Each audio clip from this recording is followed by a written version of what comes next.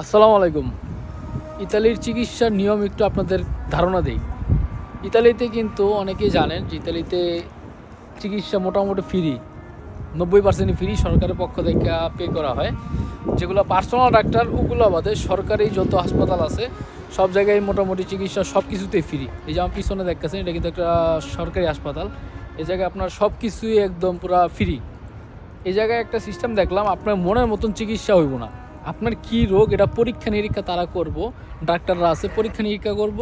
পরে যদি আপনার কোনো রোগ ধরা পড়ে সেই ক্ষেত্রে তারা কি ট্রিটমেন্ট দরকার, কি চিকিৎসা দরকার, কেমনে কি করা দরকার এটা তারা করবো, আপনার কথা শুনবো না।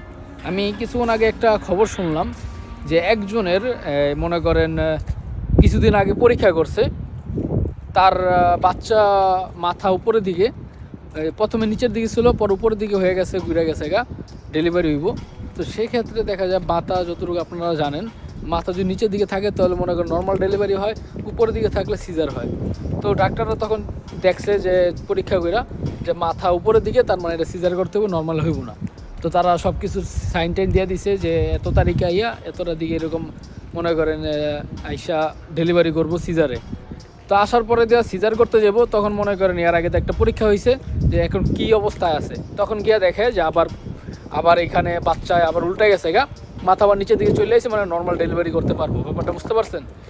তো এটা বাংলাদেশ হইলে কি হইতো, আমি চিন্তা করলাম যদি বাংলাদেশ হইতো তখন সিজারের জন্য টাকা খাওয়ার জন্য বলতো না, যারা মনে করেন যার বাচ্চা হইতেছে তাদের বলতো না যে এইভাবে করলে ভালো হইতো, নর্মাল করলে ভালো হয়। যতটুকু আপনারা জানেন নর্মাল ডেলিভারি করলে কিন্তু ভালো সিজারের থেকে।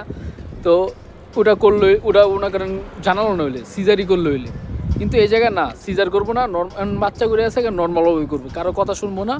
তারা যেভাবে ভালো হয় ডাক্তার হিসাবে তারা সেভাবেই করবো। জিনিসটা ভালো লাগছে যে এই জায়গায় বাংলাদেশের তুলনায় ইতালিতে অন্তত জীবনের মূল্যটা দেয়, কী করতে হইব, কোন জিনিসটা ভালো কোন জিনিসটা খারাপ এটা তারা বুঝে, এটা তারা জানে।